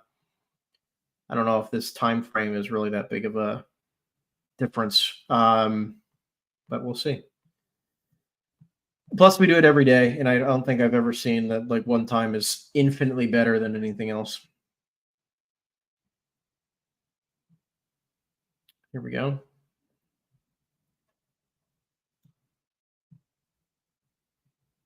Your call has been forwarded to voicemail. All right, how about if I call him back right away? Went straight to voicemail. What happened here?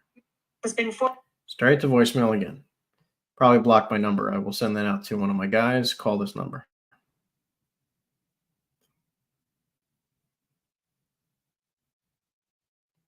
I have a couple here that I have in my back pocket as people that like I know for a fact we're about to do something. Let's see if these people answer the phone. Yeah, call after 5 o'clock. I would call 8 to 8, 8 to 8, Monday through Friday, 10 to 6, Saturday and Sunday. My friend, we had one of our guys calling on Monday on Memorial Day and generated 2 $100 million leads on Memorial Day. Your call has been On Memorial Day, got 2 $100 million leads. You can call any day, 7 days a week, holidays, non-holidays. It's just about making the calls because there's not a better or worse time. Everybody thinks there's a better or worse time. There is not. It's just you have to just continue. You call every day, 7 days a week, you will get people, especially depending on where you're at in your career.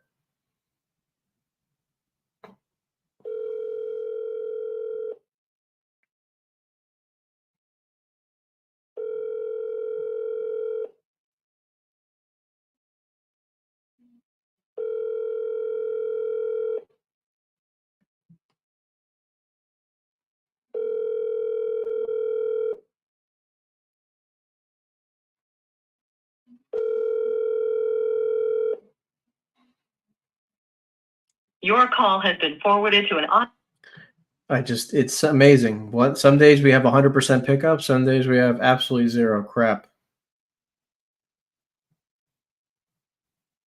This guy did not like me, but I'm going to call him back again.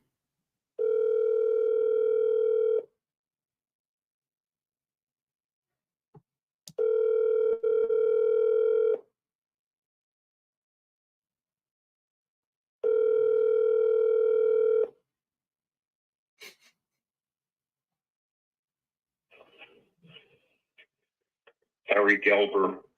Another voicemail. All good. I'm telling you guys, we're going to find somebody today. Here we go.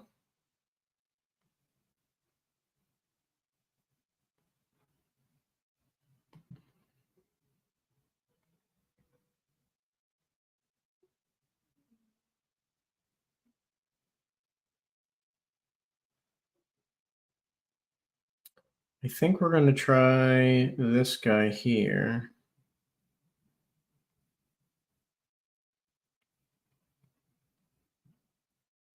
Let's see if we can get this one on the phone.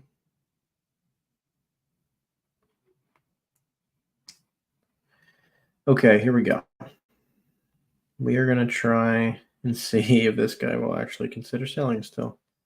He's pushed me off over and over and over again. Needs to sell, wants to sell. This is the, he knows he's going to sell this year. It's just a matter of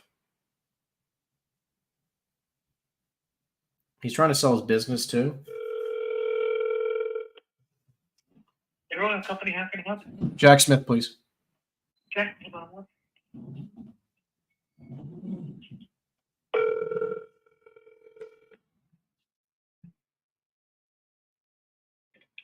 Jack Smith, may I help you? Jack, Henry Eisenstein, how are you doing?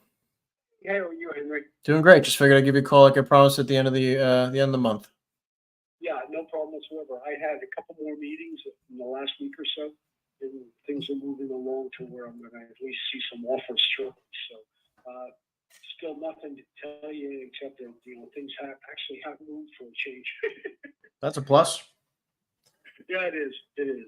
Anyway, so as soon as I hear something, or obviously anytime you want to check in, that's fine. Give it a couple of weeks, I guess, before I'll probably see anything back on. Okay, And, so you're going to try to hopefully hear something back from some of these guys by the end of what, next week, the week after? I would think the week after. Next week I'm actually out of town all week, so I wouldn't expect. I may see something, but I won't be able to act upon it. Got it. I would expect about 2 weeks. Understood. About 2 weeks. And then just to be clear, I'm just curious, like, and if you didn't receive anything lucrative by that time or no offers at all, is this something that you'd even continue to pursue, or what are your thoughts? That's, I don't think that's going to happen, but I know I'm going to continue to pursue it because I've got to fund my children's, future, I guess, in my trust. So no, I'm going to have to pursue it. The question is, how do I pursue it next? And And that's problematic because, you know, going out and going to a business broker or doing that kind of stuff is really not what I want to do. I much prefer to sell to a like company that's going to maintain my employee base and give me some feeling that, you know, I walked away from, you know, 30, 40 years of friendships. Yeah, absolutely. I understand that. I mean, would it even make sense for you to even consider just selling the building and like, or get at least? No, that is that possibility, because if in fact I can't, then I've got to look at how do I fund it. I can fund it through cash and so forth here, some kind of an employee bailout, but then it would be a separate issue with the building, whether my children want to keep it and rent it back to the current employees. It becomes complex, you know, or do you just sell it and then they take the responsibility for paying the lease and the rentals. It would be a different discussion, but I would still be looking at it. Yes, absolutely. Got it. Okay. Well, look, why don't we touch base in then 2 weeks and hopefully we can try to move in some direction, one way or the other. Okay. Thank you so much. Have a great day. You too, Jack. Bye. Never ends. This guy has, we're almost there. And try to buy his building for like a year. Let's see what we can make happen here. I need to get one good person here. One good person.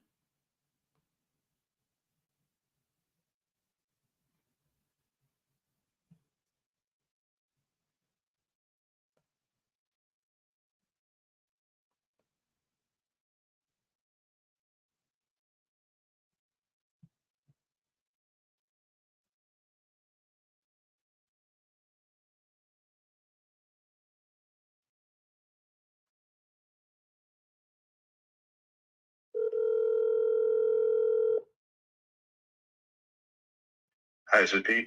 Hey, Pete, it's Henry Eisenstein again. How you doing? Good.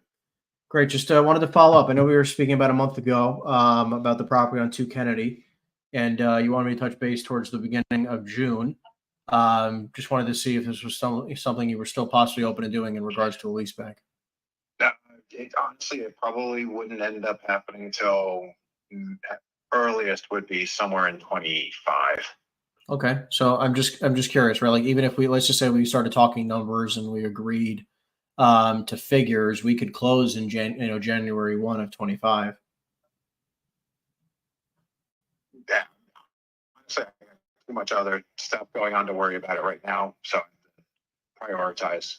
For sure. Yeah, no worries. I mean, look, obviously this type of transaction doesn't happen overnight. You know, it's going to take some time regardless, right? It will probably take a 90-day to 6-month time frame regardless to try to close.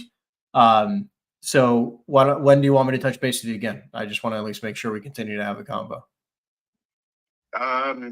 December, January, somewhere around there. Oh, okay, so you're looking at like mid next year for this stat. Yeah. Got it. Okay, yeah, sounds good, Pete. I will. We'll take it from there. I'll call you back in a couple months. Okay. Thanks. Bye.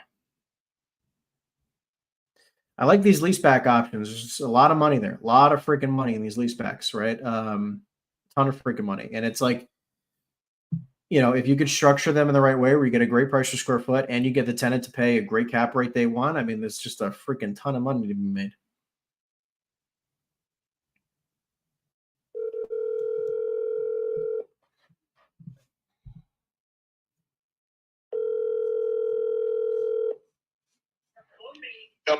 Hey, Warren.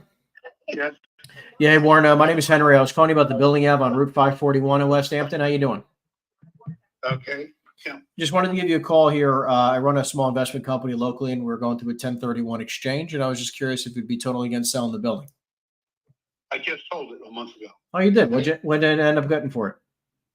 $5 million. How much did you say? $5 million. Oh, $5 million. That's a great number. Well, 4.95. Okay. Yeah. No, $5 not million less expenses. Okay. No, it makes sense. Did you I'll have to buy something to replace it? All right. are you in the 1031 right now? Yes, I am. Okay. I'm in a 45-minute window. Okay. Do you have a few things solidified, or what are you looking for? I'm looking for anything that makes sense. No restaurants. That kind of stuff, okay? Well, so hold on. I'm getting tired of Dollar Generals, okay? Tired of Dollar General, but do you want a triple net deal, or would you be open to something like No, it's gotta be a triple net. it has to be a triple net deal? Yes, yeah. So it's not triple net. I'm 91, I'm 92 years old. I'm not gonna do any work, okay? I understand. God bless. My grandfather's 96, so I understand. Okay, well, I'm still buying stuff and doing stuff, what have you, all right? Hey, Anyway, good for you. Well, look, let me send me an email at www.stevens@aol.com, okay? hold on. Let me just grab that email one more time. Hold on one second. Let me just grab that before you run. Say it one more time. www.stevens@aol.com. Okay, I will. I'll send you a couple things I have here for you, and we'll take it from there.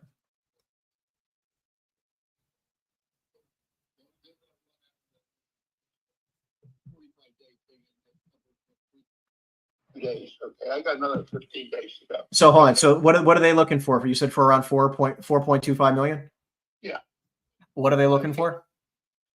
Same stuff I'm looking for, okay? Only triple net. Okay, yes. Only triple net.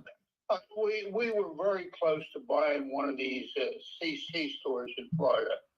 It was a $7 million package that I was going to buy, but it turns out that the underlying problem was a very environmental mess. And after we learned that, we tried to walk away from decided to buy that. And it was, not a bad basics deal because it was 15-year depreciation. I have some depreciation I could use, okay? But Would you? turns out there was So a problem because I'm not buying an environmental mess. of okay? course. So you only, again, just to clarify, single tenant, triple net retail. Primarily. Doesn't have to be, triple net doesn't have to be retail. All right. Okay. So you would buy an industrial building with all triple net leases? Not a backup, but one, which is single tenant. One single tenant. Got it. Okay. You got, it turns out if you got multiple tenants, you're going to have renewals and all this kind of stuff. All right. Yeah, you just want one nice, easy, longer term lease. Okay. Anyway, the longer the better. 15 years preferably. We'll maybe do a 10-year deal depending on the type of property it is. Okay. Okay, and then just the last thing to clarify, or I guess two things. Number one, price point you're looking to up to. You said $6 or $7 million. I prefer to be in the $5 million range. All right, around $5 million. I found this C store which I have $1.5 million to depreciation I can use. So I was going to use that 15-year life on that for some of it. Okay. Got it. So, and then location, ideally anywhere in Jersey or Florida. Well, no, we're not really enamored of Jersey because Jersey's becoming a pain in the ass to work with. Okay. Yep. Florida, tax-free states, what have you. Delaware, with Pennsylvania, yes, but New Jersey's. I got a couple deals running in New Jersey, but New Jersey's, I'm paying taxes there, but they're unbearable about the environmental stuff and they're driving you nuts on the storm drainage problems. Okay. Yeah, I understand. Well, look, I mean, I've definitely seen some decent warehouse deals or retail deals, all triple net, single tenant. That I think in Jersey as well as Florida that might be interesting. We're not opposed to New Jersey, but yeah, but Florida's a benefit. They understand the environmental problem and they're taking care of it and they're tax free. Got it. Well, okay. Look, I'll kick you an email with a few options. You let me know what works. Okay. I'm walking out of the house now. I'll be back on Tuesday. Okay. Sounds good, Warren. Thank you. Okay. Bye. Jeez. All right. Well, listen, guys, we are at the end of this. Into this session. Hope you guys enjoyed. Good session today. Levy says I enjoyed watching you cold call. Very insightful. I'm going to hit the phones. I'll be back next Friday. Awesome. Yeah, listen, next Friday or the week following, we might be off for a few weeks just because I'll be in Italy. I appreciate you guys always tuning in. Thank you for following the journey. Thank you for loving the content, the whole 9 yards. It means so much to me. And if you guys need any support, you guys can reach out anytime at the info@henryeisenstein.com email. And see you guys in a few weeks. Take care, everybody.